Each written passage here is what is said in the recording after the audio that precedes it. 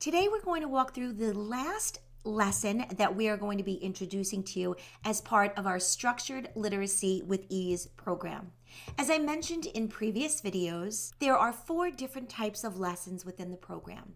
One type of lesson are called isolated sounds, which are 4-day lessons. Then we have a spelling rules lesson, which again are 4-day lessons. We have affixes lessons, which is what we did in the last video, 4-day lessons. And today we're going to review a syllable sort lesson. Now there are 2 different types of syllable lessons. We have a syllable types lesson, and that's what you'll see here in this picture. And then we also have a syllable sort lesson. Now today we're going to review the syllable sort lesson in detail, but I wanted you to know there were 2 different types of syllable lessons in the program. The syllable type lesson is a 1-day lesson that does not include a decodable book, and the syllable sort lesson is a 2-day lesson and does include a decodable book. So let's jump into this lesson called a syllable sort lesson, and we'll go in detail about it.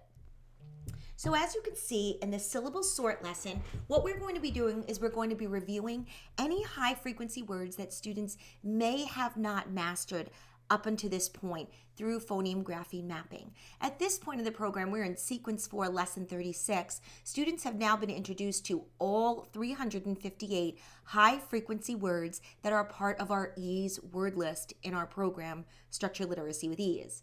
That includes some of fry words, dolch words, and we include the first 109 words, which are the most critical high frequency words for students to learn because they are the most common words students will see in books that they read. So we, at this point, want to review any high frequency words students don't know up until this point. Then we want to introduce the focus skill for the lesson.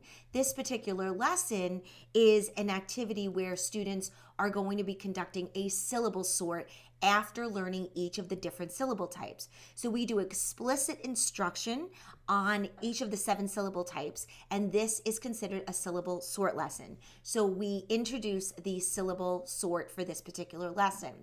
And the way in which we do that is we include something called mapping of syllables. It's something that you won't see in any other program. We invented this and created this for our program where students will be mapping syllable types, which is something really interesting because it really helps students to become really masterful at understanding syllable types and where words are divided into syllables. So it's a very interesting part of our program that allows students to really understand how syllables are broken apart. And then, of course, we have the scaffolded application of the skill where students are going to be decoding, right? We always want decoding and encoding as part of the application because application is where the skill sticks and it's where mastery occurs. So at this point, we are going to have the students decoding words, phrases, and sentences. At this point, we're not focusing on isolated sounds because we are through the entire program at this point. So we've already mastered individual sounds. Now we just focus on decoding words, phrases, and sentences that focus on the specific skill for this lesson. And now we're going to move into the day 2 of this particular lesson. As I mentioned, a syllable sort lesson is a 2-day lesson.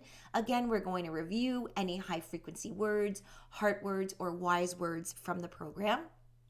Again, scaffolded application of the skill. Now we're going to introduce the decodable book that is part of this particular lesson.